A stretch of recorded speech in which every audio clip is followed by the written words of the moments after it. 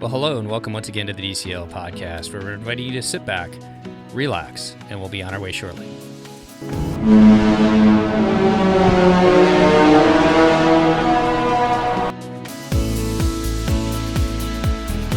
Hi, and welcome back to the DCL podcast. As you can tell, I am not Steve. And my co-host that's joining me, also not Steve. So I am Christy from Packer Pixie Dust, and I am with Chris today. Hi, Chris. Hi. No, Steve. It's just the co-host today. I know. I'm scared a little. It's so fun. I'm scared but excited. It's like dad's away and we can do whatever we want. Yes. Ooh, what kind of mischief can we get into? I know. I'm gonna order a pizza. We'll have to see if we can get if Steve will have to put a rating, one of his warnings at the beginning of our show. Ooh, that could be like our goal. What can Steve give a warning on? Yes. All right, let's welcome our guest. We have Nicole and Chris from Denver, who are newly married. Welcome to the show, you guys. Awesome. Thank you for having us. We're pretty excited to be on your show. And tell our listeners where you got married. We got married on the most beautiful cruise ship there is, the Disney Dream. Yeah, I'm so excited. A fairy tale wedding. Truly a fairy tale Halloween wedding on top of it. Ooh. Yeah, I mean, the high seas. It's, for us, perfect. She and I were like, we both have so many questions. It's going to be so hard to record this because we're just going to be like, I have a question about this and I have a question about that. It's true.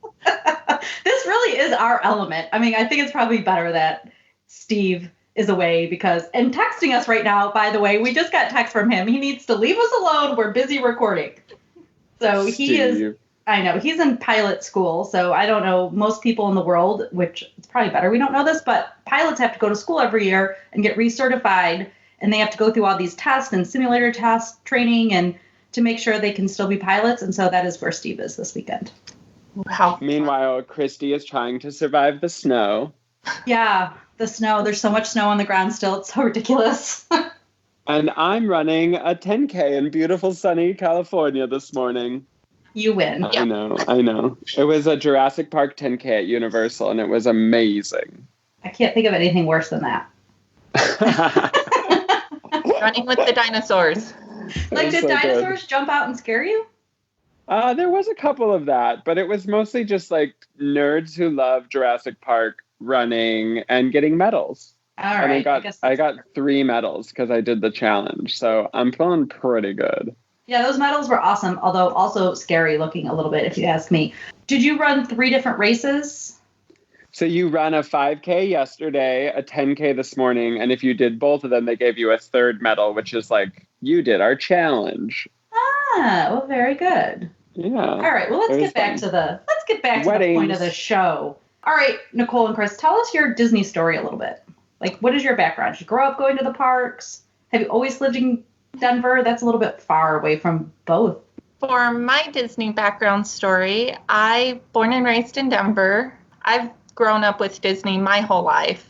I've been on the Magic, the Wonder, and the Dream, and I've always just loved Disney. I've always been that girl who thought about, well, if I do get married, I do want to get married at Disney somehow. So it kind of, my Disney story fell in line with, I didn't really want the typical princess fairy tale wedding with the whole big poofy ball gown, but I knew I wanted Disney. When Chris and I met, I know he wasn't a big Disney person. I'll let him kind of tell his Disney story and how he got into it.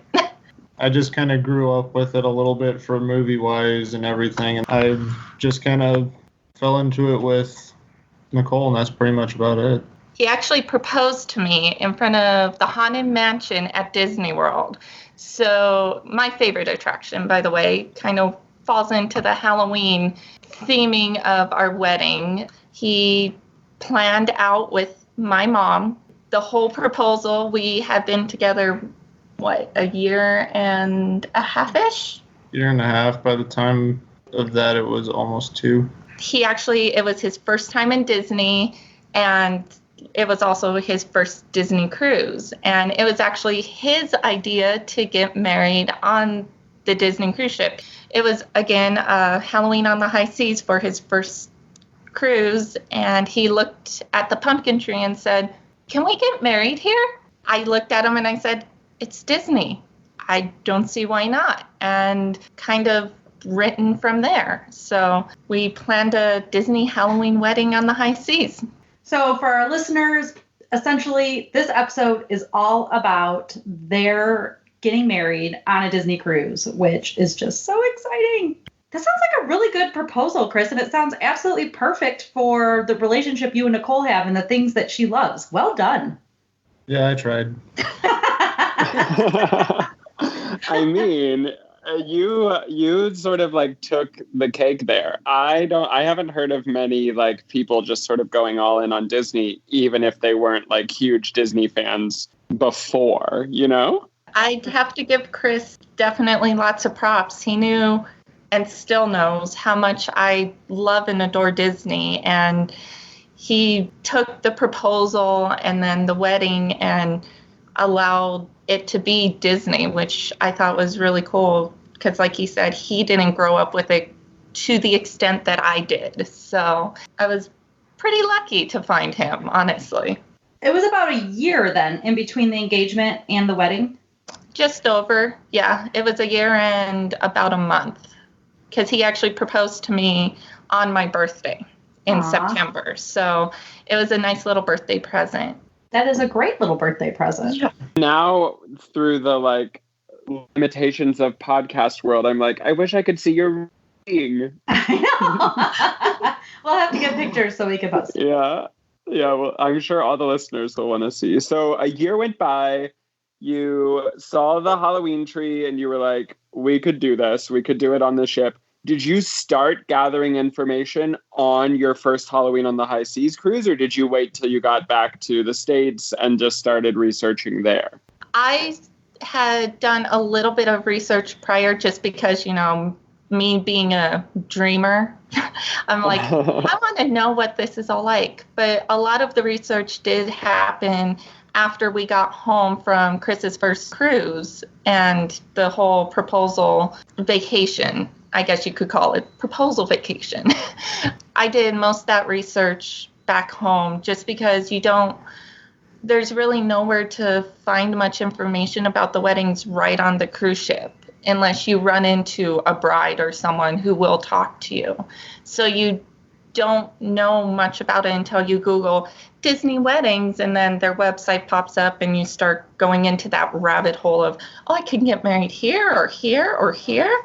Oh my goodness, there are so many options, even on the cruise ship. So let's talk logistically about how that works. And so for our listeners, one thing to note is that the legal ceremony has to either be done on, you can correct me, is it on the first day before the cruise leaves port, or are you supposed to or required to do it prior to arriving on the ship? So you have two options for your legal ceremony. You can do it in your home state and do it before you even travel to get onto the ship. Or your second option is you do the legal ceremony that first day when you are in port. So you get on the ship, they give you a time that you meet up with your on-seas wedding coordinator, because that's something that I'll get into a little later, is you do get two wedding coordinators. So you go through this, they give you a service to go through that helps you get together all the legal paperwork in Florida. So for us, it was sent back and forth a couple times from Colorado to Florida and back, where you have your witness sign saying, yep, they can marry. You send it back. The Florida courts process that. They send it back to you with the Florida court signature, and you have to make sure you have that license in your hand. So when you get onto the ship the first day, they have a notary and someone ordained who marries you right there your first day. Ours happened to be right before muster drill at about 3:30 Florida time. We went up to the Outlook. You have something that also is a very good to know for this is you have to have two witnesses. So if you grab two people that are just standing next to you, like, hey, do you want to witness us getting married real quick? Or have your family, with you so that you have two people to sign off as witnesses. It is something that people don't really talk about, and I really liked personally doing it the way we did, having the legal ceremony that first day when we are in port, just because then I didn't have to worry about my name change, making sure all my documents were changed before I traveled, having to pay any fees beforehand, because that was something we actually talked about, was because we booked it so far in advance, I didn't want to go through worrying about, oh my goodness, my name changed. Now I have to change it on the cruise. I have to change the flight. I have to change this. I have to change that. And what if I don't get my documentation in time? I recommend paying that $200 to get married there at port. It's so much easier that way. That way it's a lot less stress. And is it just a quick, like, will you marry Nicole? Will you marry Chris? Is it just that, or is it an actual, is there more to it that you can add? It's just the quick, saying of the vows. Yeah, it's like a 10-minute, do you, I do, cool. As in the state of Florida, I officially pronounce you Mr. and Mrs. Lopez in our case. And then they stamp it. They do give you 2 copies of it, and then they take care of the paperwork from there. So it was a really quick process. It was something that, for us, it didn't bug us having as a lot of people freak out over having 2 ceremonies. It really isn't a full ceremony. It's just someone saying, do you? Cool. Here you go. You're officially married legally. Which anniversary are you going to celebrate? We are going to celebrate October 30th. Our legal was October 28th, but we are going to celebrate the 30th, which was our big pomp and circumstance ceremony. Yeah, that makes sense. I bet you that's probably what most people do. I'm curious, though, was the wedding planner, I know you had like an A wedding planner and a B wedding planner, but was it the wedding planner who was like, hey, I think you would be able to overcome a lot of the like legal barriers if you just do it on the ship? Or was that stuff that you had researched and figured out, oh, this is going to be a lot of hurdles, I don't want to jump those? It was a conversation I actually did have with my on-land wedding coordinator. Her name was Faith. Faith and I had actually a couple conversations about that. And I had, along with her, I also had a conversation with my travel agent, who happened to be my mom, too. I talked to a bunch of people, and even friends who I work with, who they've all been married pretty recently. And they're all like, from experience, we recommend doing it this way. That way you don't have, as the bride, you don't have to worry about extra steps. It's just easier, and Disney actually does recommend doing the legal ceremony there at port, just because of how much less you have to worry about as the bride. Because you have enough to worry about as is, why add in a million other things? What paperwork was required to get that license at a time? And you had indicated there was no residency requirement, so you just had to, which is awesome. So you just had to get the paperwork into Florida prior to showing up for your wedding. What was required of you? We went, and Disney Weddings recommends this company very highly. They are called License to Wed. So you email License to Wed. Disney will link you into their website. You email them. You PayPal them. For us, it was about $200. So that they can process. It also pays for like postage, things like that, back and forth. Basically, what this does is they set you up with everything you need legally. So the first conversation you have with them is you give them your address, you give them, of course, the money and things like that. They will send you what is just literally a sheet of paper, and it has instructions saying, this is what you need to do. This is what the notary needs to do. It is the first signature from the first notary that you go to is called the license literally a license to wed. So you're someone giving permission legally saying, yes, these two live here. The information they provided is correct. And then you send it to Florida, file your information in the court system there. Then you get it back notarized from Florida, from a Florida county clerk / judge. And that is their blessing saying, yep, we verified you. That was your wedding license. You have to have that piece of lovely multiple notarized paper and have that your first day when you get on the cruise so that your officiant can marry you. Because if you don't have that, you can't get married, and they will not. This is a very important piece, is if you don't have that marriage license, they won't marry you. Okay. So it's very important to either, if you do it at home, have your certificate saying, hey, we're done, we're good, or you have that license saying, we just need someone to say, hey, you're married, good to go. And then who on the ship married you? I forgot the lady's name, but they have a onboard notary who is ordained to perform the marriage. And they grab her from guest services and say, okay, you get to come with us. You get to perform a marriage. She has this neat little binder that has Mickey and Minnie in their wedding attire, and she has her stamp. And we went up to the Outlook with 2 witnesses. Who did you pick as your witnesses? Lucky us, we were at guest services at the same time as Chris's mom and sister. So we just ended up grabbing them real quick saying, okay, you're here, let's go. So, oh my God, Chris, don't you want to be somebody's witness sometime? Like, should we, this is what we need to do for future shows. We just need to hang out near guest services before the ship leaves. Especially if we think there's going to be a wedding, and just wait and like, look, does anybody need a witness? Does anybody need a witness? Maybe we'll do that. I'm just gonna now book a cruise with the sole purpose of just camping out near guest services to be a witness. But the truth is, Disney's gonna help you with the paperwork. It's gonna work out. All of that stuff is good.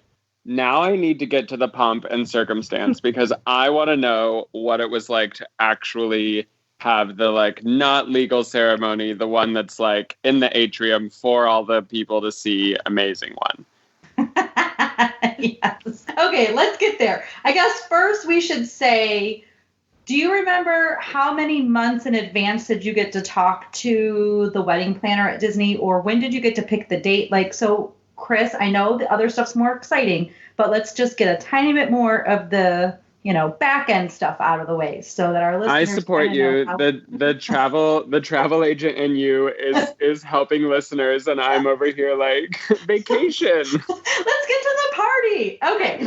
So Nicole, when could you reach out? When could you pick your date? How did all that work? Basically how it works is as soon as that cruise date is open, you book your cruise. You have to book your cruise first. Otherwise, you can't talk to the wedding people. They'll be like, oh, well, you can call them. They'll say, well, unfortunately, we can't really help you until you book your cruise, which makes sense. They want to But you could book your cruise like a year and a half ahead of time. Yeah, and for us, we actually booked it just about a year ahead. Just over a year. Yeah, just over a year ahead. And as soon as we had that cruise booked, we got in contact with Disney Fairy Tale Weddings. My mom actually, since she was our travel agent, when she booked it, she called up guest services and said, okay, this is also going to be their wedding. So when she put down the payment and everything, she said, let's go ahead and get them in contact with Disney Fairy Tale Weddings. And within a week, I had Faith, my wedding coordinator on land. She emailed me with all this information saying, congratulations, and what are you looking for? Here's our list of venues. Here's all kinds of fun packets to choose all your stuff from. You can choose it as soon as you book your cruise. The only thing is for like us, we got really lucky apparently, because come to find out, each cruise only gets one atrium wedding and one castaway wedding. But what would have happened then if you had booked your cruise? I guess you could just move your cruise, right? But what happens if you booked your cruise and you can't get the date or the location you want? Knowing that we wanted in the atrium, we were already kind of limited on our date choices, because when you choose the atrium, you can only have it on a port day. It can't be the day at sea. Right. Well, that makes sense, because there'll be random people running all over. So, okay, Chris, this is the other thing we have to do. We have to start stalking the atrium during the port days so we can watch weddings. Yeah, we need to cancel all shore excursions and just stand on the balconies. Forget going to Castaway Cay. We also just need to go and watch for weddings. Because does Castaway Cay count as a port day? Or is it just Nassau for the 4-night? They do count Castaway Cay, but something to note is they may not book an atrium wedding that day if they have a Castaway wedding. They do book multiple weddings in a day, but the atrium wedding is one of the most, I guess you could say, confined for your choices, just because Castaway days, they only do one Castaway wedding, and then they'll do maybe a wedding or two on the ship in a different location. So it all depends on what's going. It really is. It depends on what's going on in the atrium or what's going on with the Castaway wedding. So like Castaway Day, I would recommend not doing an atrium wedding. I would try and do it on, like, for us, it was Nassau Day. It was perfect. How long after, did you know from the beginning that you wanted an atrium wedding? Yes. And it's so funny because I listened to this podcast called the Disney Wedding Podcast. I think that it's called. I don't even know what it's called. And I talk to Steve about this all the time. We are going to have some parties somewhere, and it's going to be based on these parties that Disney can do for these weddings. I'm married. Don't intend to be unmarried and then remarried. I don't intend to do a vow renewal because that is not my thing. But I love the parties. I love the wedding. I love all these little wedding details, even though it's not going to happen to me. But it's still so exciting to me. It's amazing what you can do. And of course, we'll get into that later. But it's the little details are just so cool. So if a person wanted an atrium wedding, and so they book it, like, you can book up through 2021 winter cruising season right now. So if you wanted a wedding during that season, you book it right away. How long after, when you get in touch with Faith, for example, or whoever your person is, your coordinator is, how long does it take for them to say you have the atrium wedding reserved or the atrium location reserved? Right away. As soon as you tell them, I want this location, they will give you details on... Like right away, they'll tell you over the phone you can have it, or right away, like it'll take a day for them to email you back? It could take about a day. We knew almost right away because I had gotten someone on the phone who accidentally told me that was still... I feel like Chris and I would do something like that. Like, we would be the ones to just be chatting with somebody and talk somebody into giving us that information. Yeah. I was talking to the gal because I'm like, okay, how do I go about this? And she was just like, well, I can tell you right now that it looks like the atrium wedding is open. I mean, I think it's open. And I'm like, okay. So that was when we knew right away we needed to book the cruise. We were like, we want this venue. We want to be married underneath the pumpkin tree, which we'll get into later.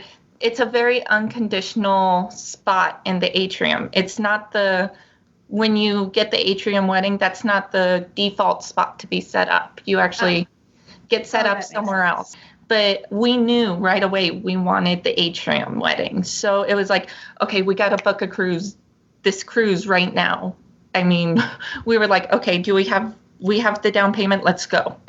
And then when you go to book that with Disney, do you pay the wedding fee? And so for our listeners, on DisneyWeddings.com, they tell you what the price of a wedding is. They'll say currently the price is $3,500 for a wedding on a Disney cruise.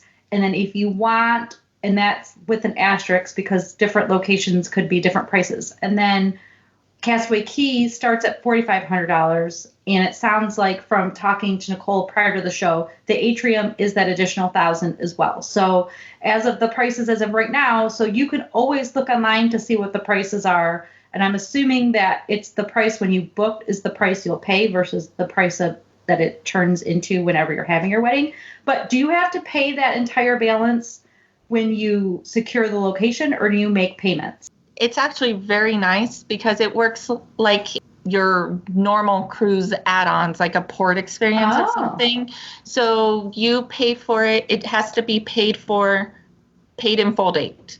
It's really actually quite nice. They just work it into the price of your cruise, and you just pay it like you normally would your cruise and go from there. I mean, you could pay it all up front if you really wanted to, but how they, at least when we booked, they worked it into, you book your cruise, then they give you the price, like your just venue price. So for us, it was like the $4,000, and you pay it with your cruise, and then on your pay in full date, all of that has to be paid off, and then you get your final, you start getting like all your final bills for your little add-on. So you keep mentioning that like they give you a menu of add-ons and things like that.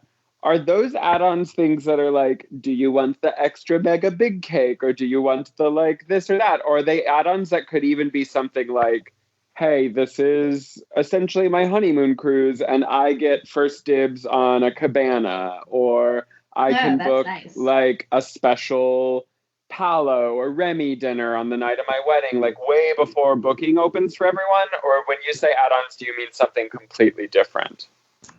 So when I say add-ons, it's your extra floral. That's not the bride or groom floral.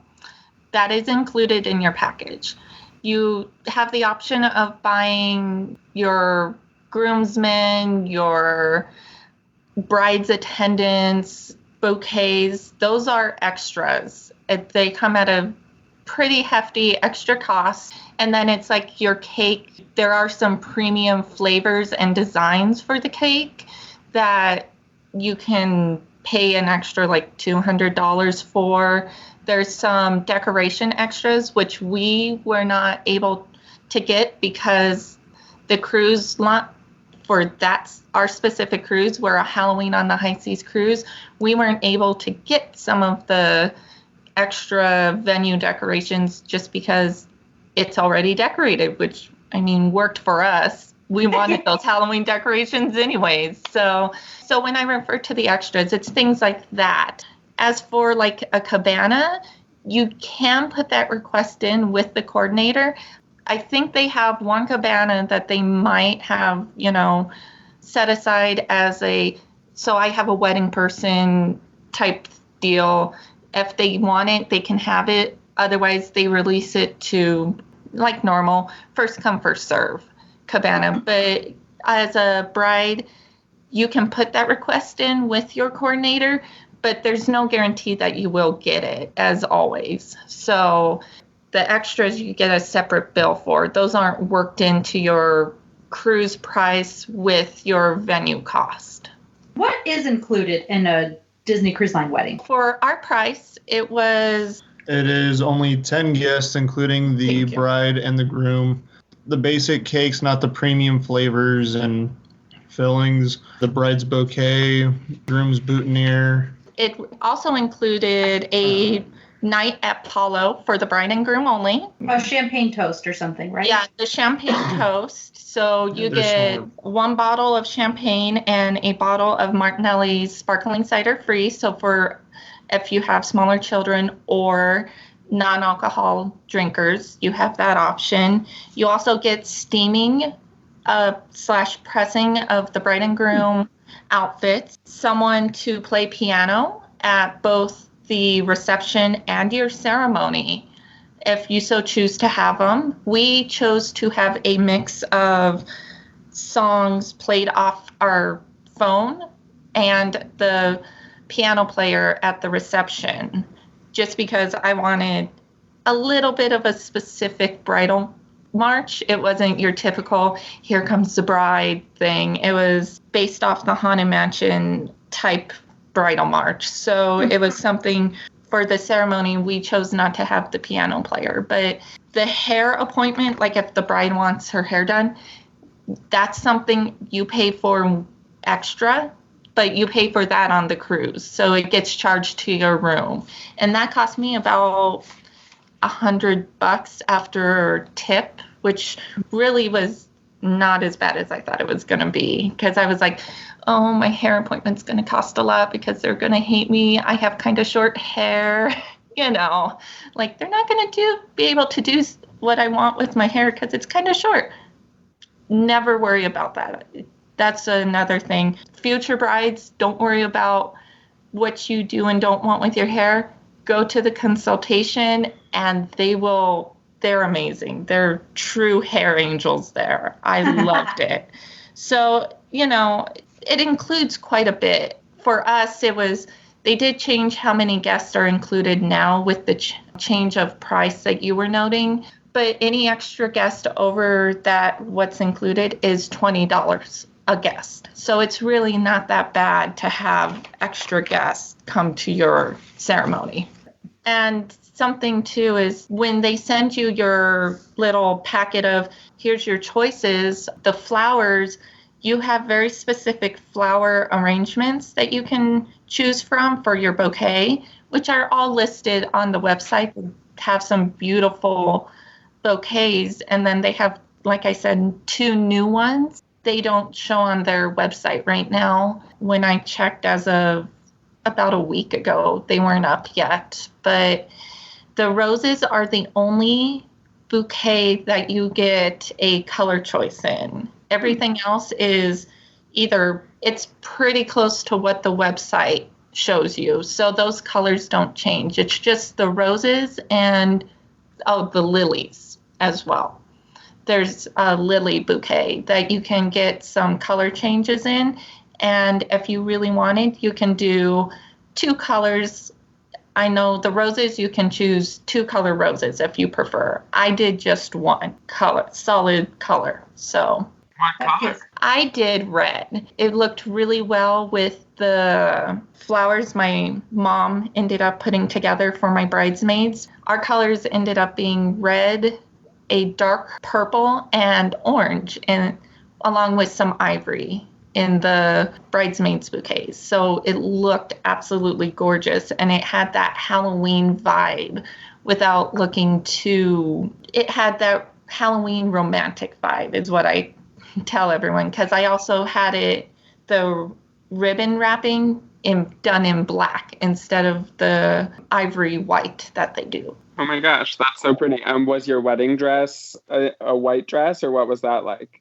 Mine was a very ivory white. It was almost white, but it was an ivory kind of traditional color wedding dress. It was a mermaid style, so very fitted at the top, and then it flared out with, I call them my fun ruffles. It was kind of it reminded me of The Little Mermaid. It was a Little Mermaid moment, and I had a sparkly belt on it, and I wore a tiara, not a huge one. It was just this little accent tiara, just so I had something in my hair other than my black veil. I did wear a fingertip length black veil, and my dress laced up, so I went and bought a black lace for the back of my dress, and it looked absolutely beautiful between my girls wearing their black dresses and the guys wore either a red or purple shirt, and Chris wore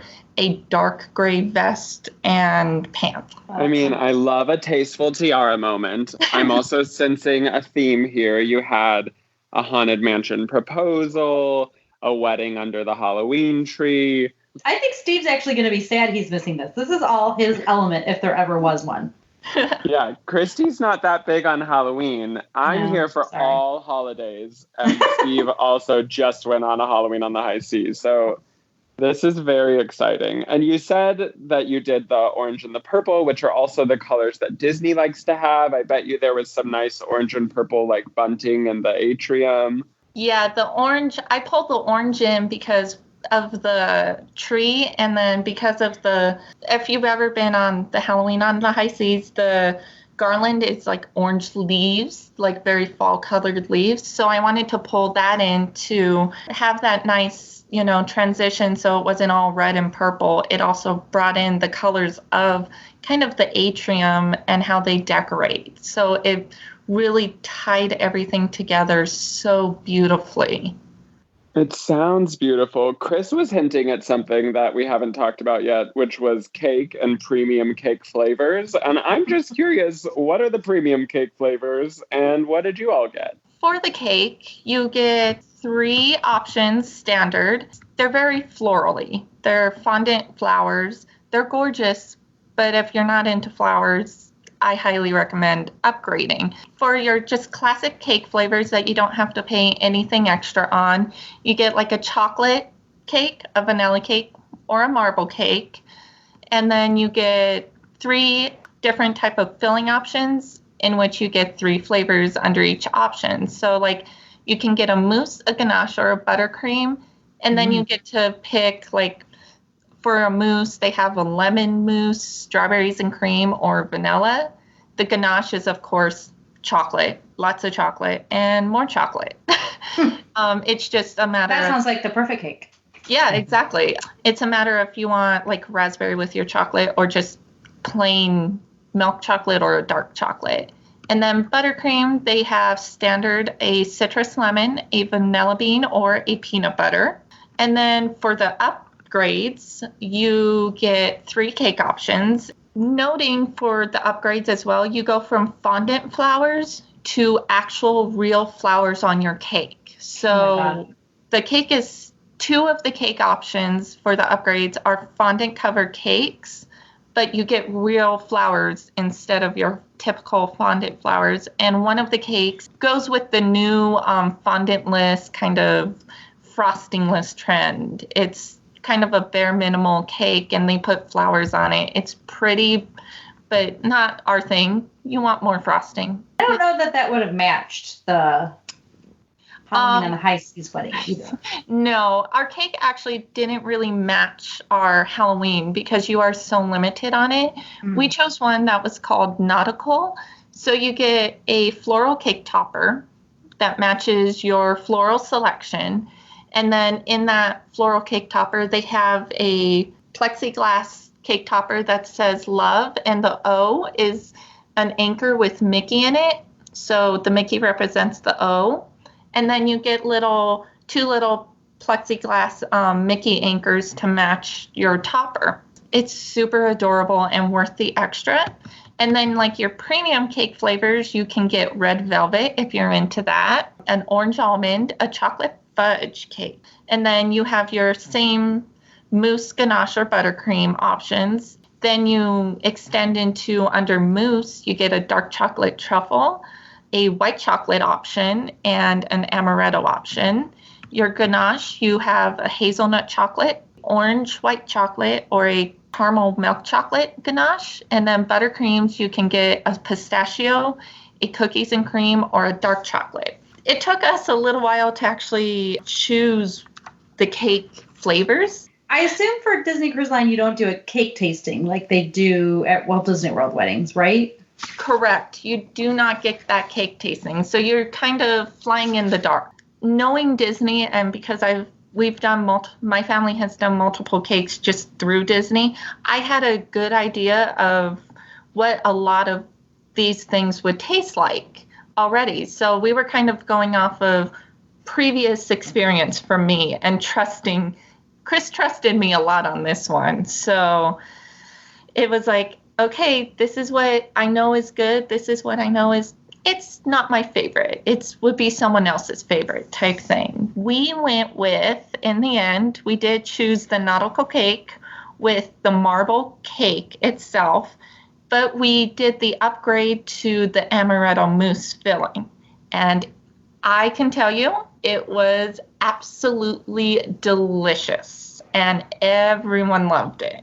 Yay. This is the part of the podcast where we say, be right back, because we're all going to go eat some cake.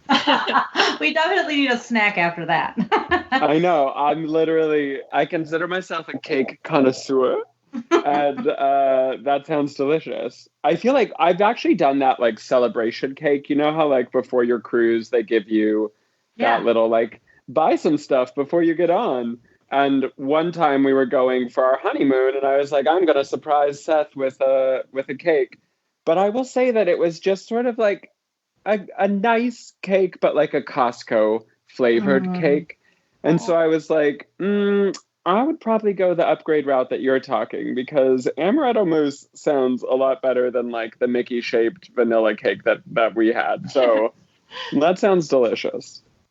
Yeah, it really was. One nice little thing that they did too was they did soak the cake so it wouldn't get dry, but it wasn't like mushy like you would expect, because you do have to note that these cakes can sit for multiple days because some of them they pre-make, is what my understanding is. So every choice you make and everything they give you in these packets has been very thought out as to how long it's going to last, what it's going to taste like or look like on a certain day.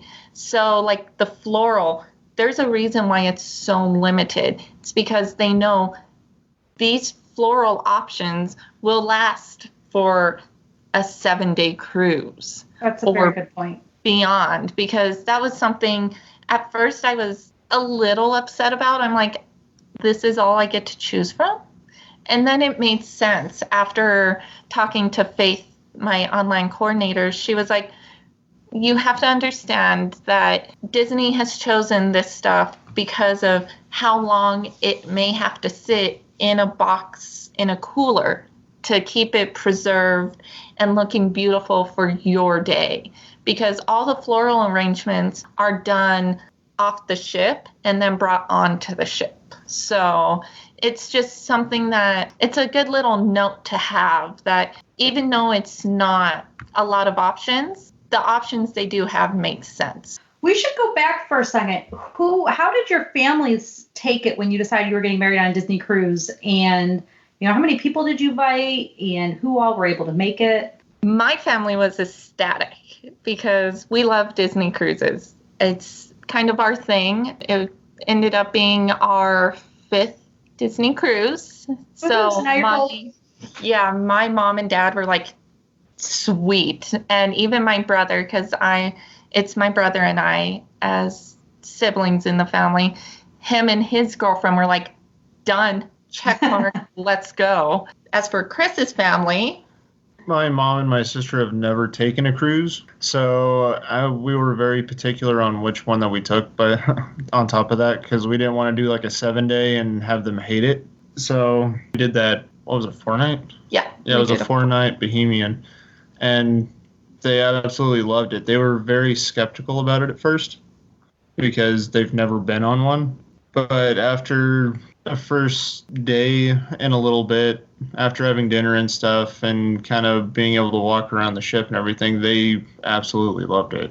How many people came to your wedding? So we had a total of 13 people. Including the 2 photographers. Yeah. And that did include Chris and myself and the 2 photographers that we invited, which I know I have lots to say on our photographers and the photography choice that we made. How that ended up happening was it was my parents, our 2 photographers, his mom and sister, my brother and his girlfriend, my aunt and uncle who live in Florida, and then my surprise guest, my grandfather, who's my mom's dad, was able to make it on the cruise, which was kind of like the icing on the cake moment for me to make the whole thing just that much more special. And as for dinner, we all sat at the same table. My mom was able to set that up. She's like, yep, not a problem. Disney said, yeah, we see all the room numbers here. Well, all of you?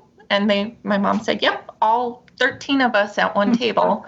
So we ate dinner almost every night except for our one night because of our Apollo night. But otherwise, we had one big 13-person table that we all sat at. So it was a lot of fun. Did you guys end up doing something else for a honeymoon after the wedding, or did you kept this as your wedding and your celebration and your honeymoon? We're actually kind of planning a honeymoon later on down the road. We want to either do an Alaskan or a European at some point. So we really haven't had a quote honeymoon yet.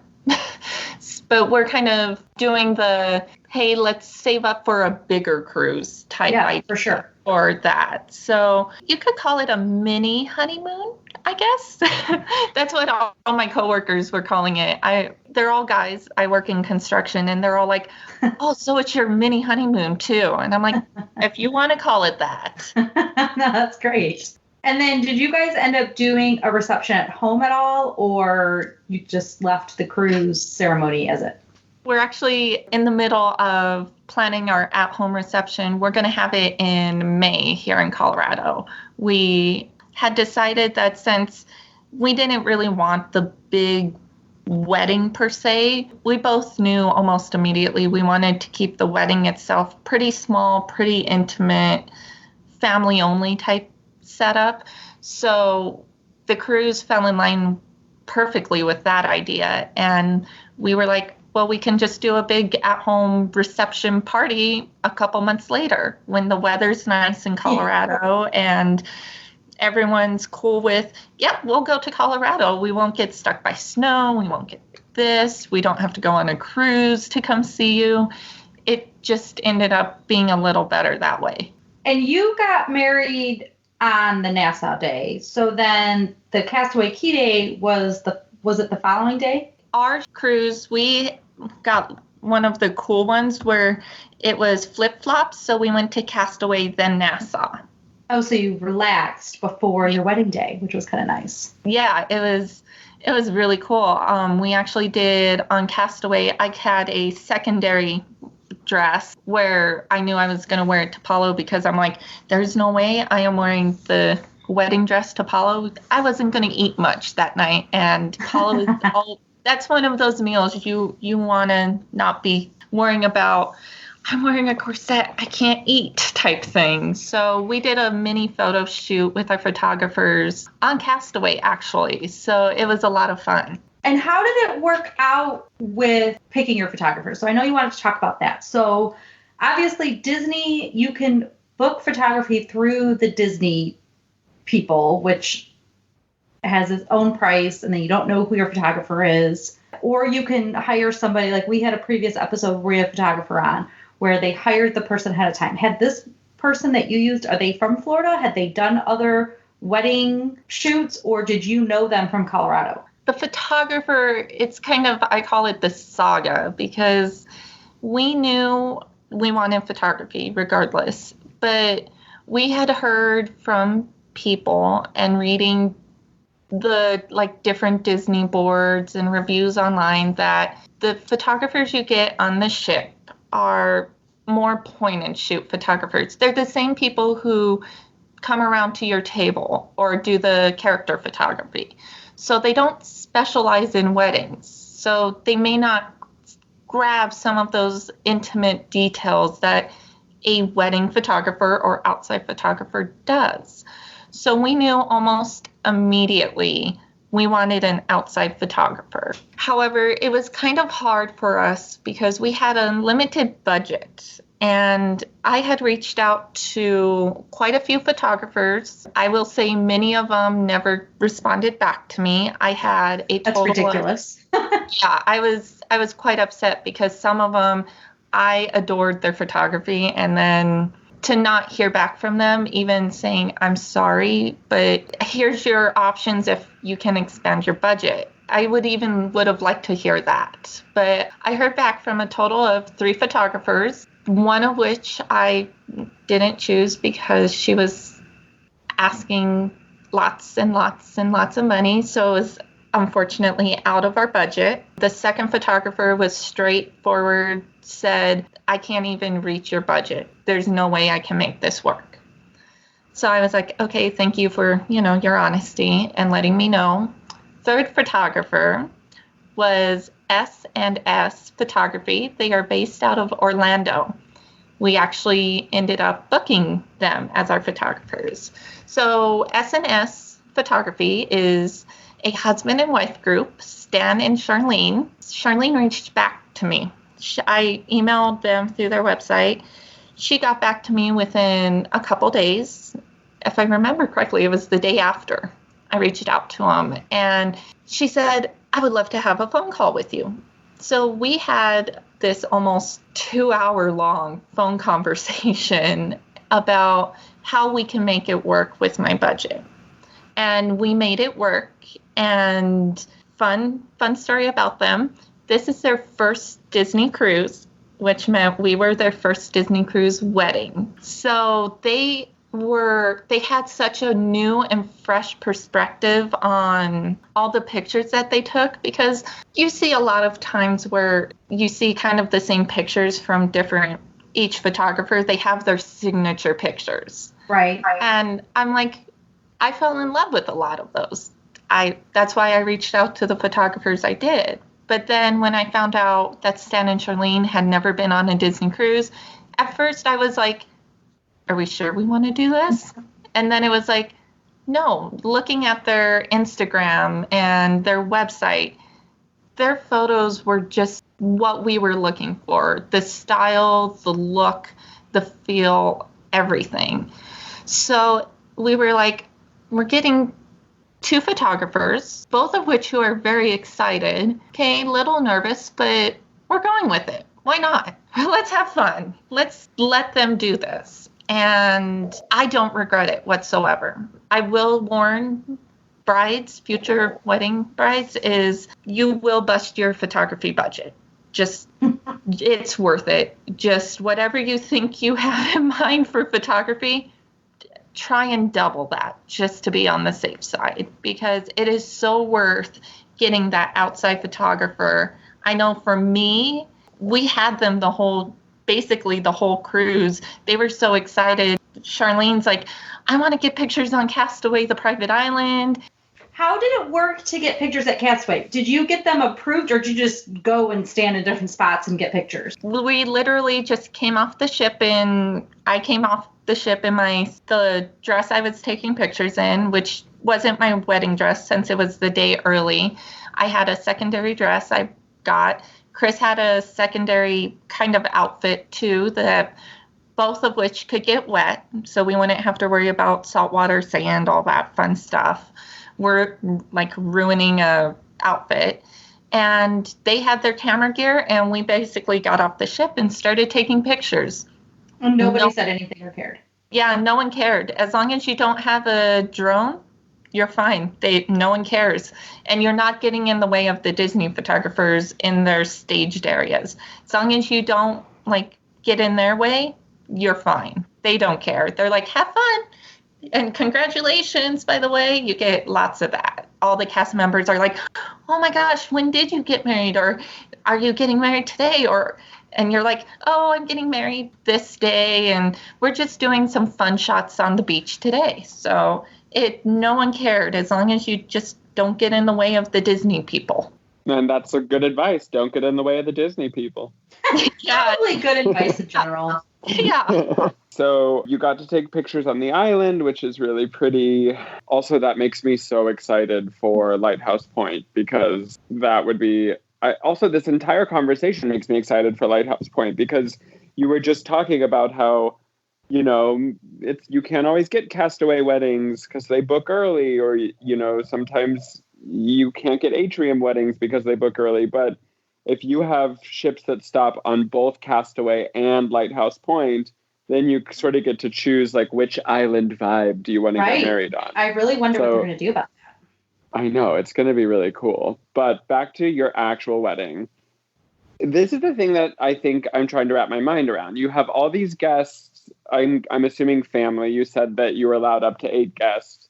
And then those folks just sort of they book their vacation and they sort of sail independent from you, right? And is it the same for your wedding photographers, or because you're hiring them, are you responsible for booking their room? How does that work? for the family, they all booked their own rooms. That wasn't a big deal. That way they could have their own independence and not have to worry about, us being around them all the time. So we were pretty spread out throughout the ships between deck 12, deck 8, and we had one on deck 5 as well.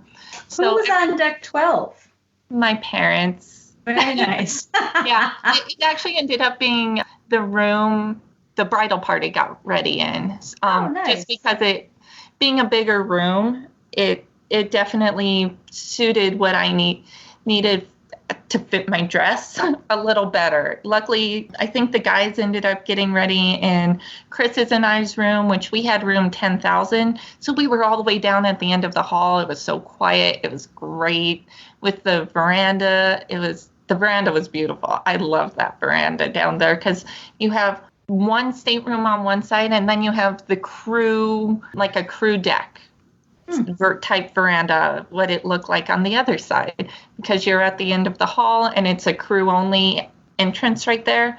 It was so quiet. We loved that all the way after forward. Forward. Okay. Oh, so then you could just hop up to get to your parents' room. Yeah, it was a very easy, just walk the stairs right on up. For our listeners, yes, I know I am the concierge snob, and those cabins are on decks 11 and 12.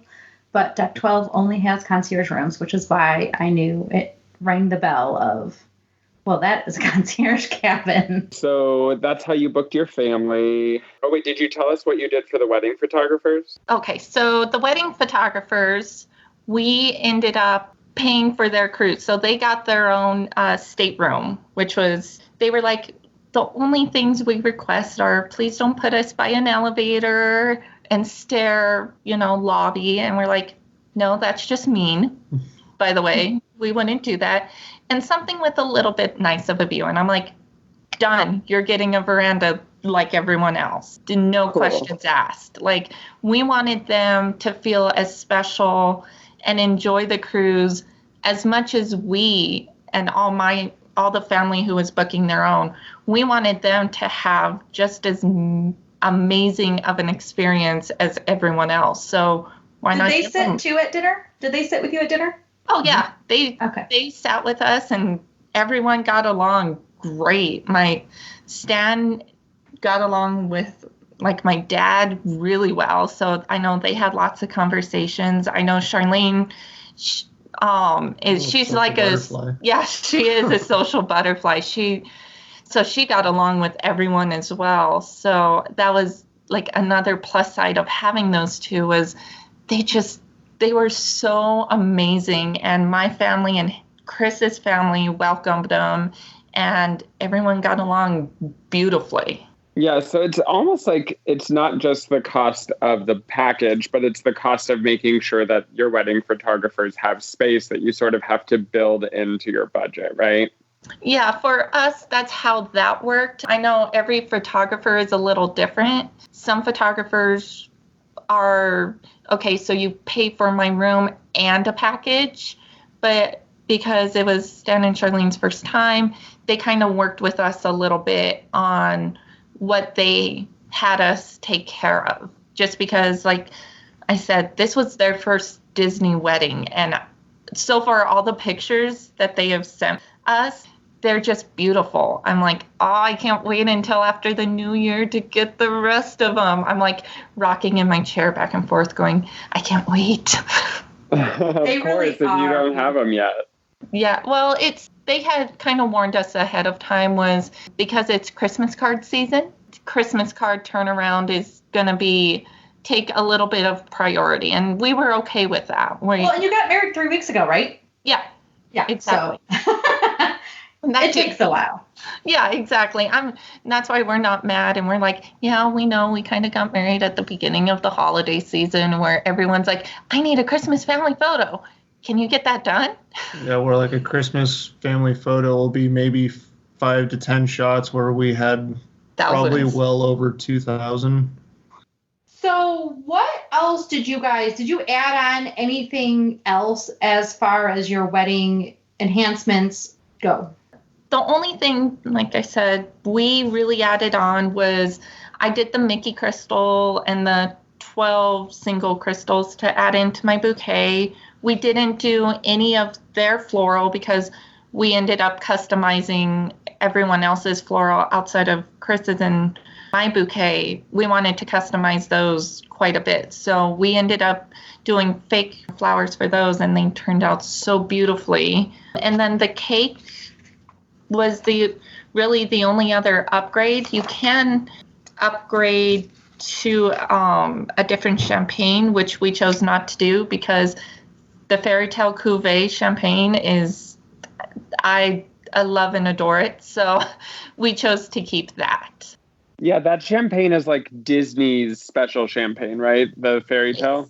It is. And that's what comes with your package is the Fairy Tale Cuvée. I highly recommend to everyone, do not change that champagne. Don't go for what you get at home. Keep that Fairy Tale Cuvée because it goes perfectly with the cakes. It is absolutely amazing, and I do not like champagne. It comes highly recommended. Yes. Yeah, definitely. So on this cruise, did you do anything else that was wedding related besides your ceremony and your night out at Palo?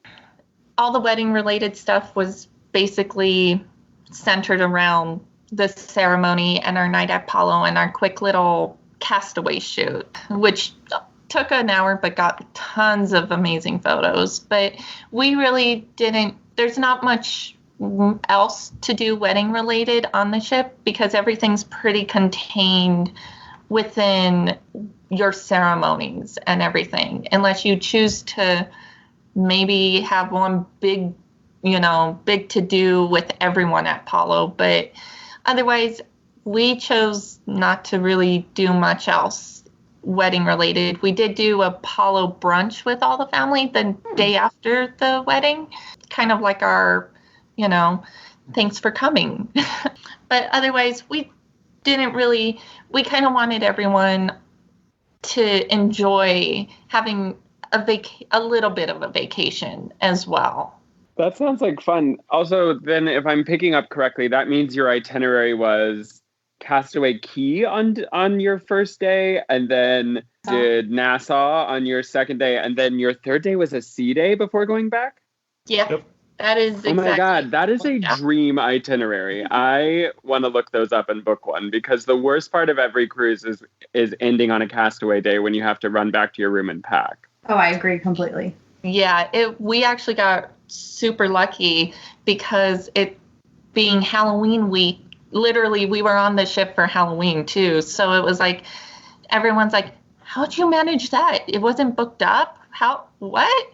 So we got really super lucky to find that itinerary, and it worked out perfectly for us because we wanted to get married as close to Halloween or on a Halloween as possible. But none of the cruises we looked at, we could get married on Halloween, but not in the atrium. So we were like, okay, we'll get married the day before Halloween, October 30th. And it worked out perfectly where it was a Nassau day. We did Castaway the day before, and then the day after was a day at sea. So it's like, oh, this is wonderful. What time is the reception in the atrium on Nassau Day? Ours was at 12:30. We did the ceremony started about 12:30 in the atrium. I do know that could change depending on what's going on in the atrium, but ours happened to be at 12:30. Did you have any people looking, and did anybody did people get scooted away, or was there any of that going on? So come to find out, we had tons of people actually looking from the floors above.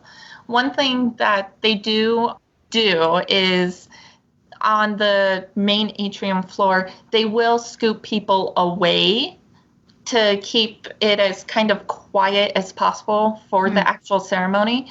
But if you're standing up on the higher floors, you can stand up there and watch all you want. They won't shoo you away, which I think is pretty cool. And I know I was so focused that day because our setup was a little special. So instead of being in front of the stairwell, having the ceremony right there with the beautiful grand stairwell as the background, we moved it over to have it in front of the pumpkin tree, which then meant for me, I got to walk down the stairwell and have this grand princess moment, coming down the stairwell with my dad, and then did this little hook and walked down the aisle to Chris. So it was actually very beautiful. And so I was so focused on, one, don't fall down the stairs. Right? Don't trip on the dress. I was super excited to be walking down the stairs and kind of have that princess moment. But I'm like, okay, 1, don't trip on the dress. 2, don't fall down the stairs. 3, don't trip on the dress. Yeah. Don't take your dad down the stairs with you. That was one thing. I looked at my dad and I said, Dad? And he's like, yes. I said, don't let me fall. The number 1 right now, don't let me fall. And I'll take you with me. Do they do a rehearsal with you guys? No, you don't get a rehearsal. Your first day when you meet with your on-board wedding coordinator, which for us, his name was Sunny, totally amazing. His attention to detail was out of this world. He literally, when we had he was going through our request, he literally took a piece of paper, flipped it over, and did a sketch of the setup. He said, okay, here's how I'm envisioning this. Is this how you're envisioning this? And he sketched the stairwell, and then me coming down the stairwell, he sketched out where the chairs were and where the tree is and where the stand. And he said, okay, this is how I envision you coming in. Is this how you see it? And I'm like, that's exactly how I saw it. And he's like, done. Apparently, they had never had that request before to have it moved, at least for Halloween, in front of the pumpkin tree. So everyone was talking about, I guess, they're like, oh my gosh, these people want to get married in front of the pumpkin tree? We have to see. Apparently, from what I heard after the fact, was there were quite a few cast members watching as well. And a little fun thing was our restaurant cast members, they got to watch the wedding along with some of the cast members who know us from previous cruises. They got to see it from inside. They all stood inside and watched out the windows of Royal Palace. They're like, oh, we know these people. We're watching, because they were getting ready for, of course, lunch. So they're like, really, every moment they had, they were like out watching, and people would join them and they'd be watching, and with all the people above, I guess there were quite a few people. When Seth and I were contestants on Match Your Mate, for the next 3 days, we were celebrities on the ship. And I feel like it would be like that times 40 if you got married on the ship. Was everybody coming up to you and being like, you got married, didn't you? And talking to you? Yeah. Did you do Match Your Mate? We didn't. We actually listened to it because during one of our tastings, they were actually kind of doing that, but it was a little later in the cruise that they had that set up. But for us, yeah, it was a lot of yelling. It was glorious. Whoever was in that one was, I wish we could have witnessed it, because there was a lot of yelling at people, and we're like, someone cool. must have not known somebody. Yeah, we were like, oh my. But it was a lot of fun listening to while we're sitting in our mojito tasting. We're like, is everyone okay in there? But no, getting back to, for us, a lot of people did actually know we were going to get married, because the first day we got on the ship, we actually wore, our whole party, except for our photographers, we all had matching shirts. That said, mine said the bride, Chris's said the groom, and then respectively bride tribe, groom crew. So we all had matching shirts, and people surprisingly took notice of that. And throughout the rest of the cruise, everyone was looking at us, and saying, are you Chris and Nicole? Because on the back of the shirts it was a picture, and it was Haunted Mansion related, and it had part of one of the Haunted Mansion song, and it said Chris and Nicole's wedding on back. So people knew us just by those shirts. And they would come up to us and say, are you Chris? Are you Nicole? I know about you guys. Yeah, we saw your shirts. Everyone on board is wearing your shirts. And we're like, not everyone, but thank you. The day of the wedding, For all the brides out there, you will get a lot of little girls who look at you and go, "Are you a princess?" Some of the moms are like, "Oh my God, stop talking to the person. She doesn't want to be bugged." And Aww. best thing to do is you say, "No, not a Disney princess, but I'm getting married today." And these little girls just light up, and then they call you a princess whenever they see you for the rest of the ship, like the time on board. I even had these little boys going, this one little boy looked at me and said, "Mom," and she's going, "Oh God, what this time? What do you need this time?" And he said, "I told you that princess yesterday that I saw in the white dress?" "Yes, honey." "That's her right there. She's the princess." And the mom went, "Oh, she was a bride then." And she explained the whole thing to him. But it was the most darling. The kids are the most darling thing. They recognize you the rest of the vacation, and you will be known as the princess. What do you think is your top memory from the cruise? My top memory is probably going to be the ceremony, because being able to walk down that stairwell, have the Halloween decorations, for everything that we planned for come together in such a perfect and beautiful manner. I will never forget that moment, and walking down the aisle to see everyone sitting there and standing there. It was so surreal, and I'm never going to forget that moment. All right, Chris, can you top that? I'm sorry that you have to go second. Probably not, but it's a mix between the ceremony and the reception, because the ceremony was definitely amazing. Everything that she just said was basically it. But the reception was also extremely nice too, because we had all of our family there, and also we had a character. We had Stitch. That also was very memorable as well. The mixture of having all of the family there, just finally being able to relax because it's, finally done. And you don't have to deal with, oh, is this going to go right? Is this going to go right? It's finally done. It's relaxed time.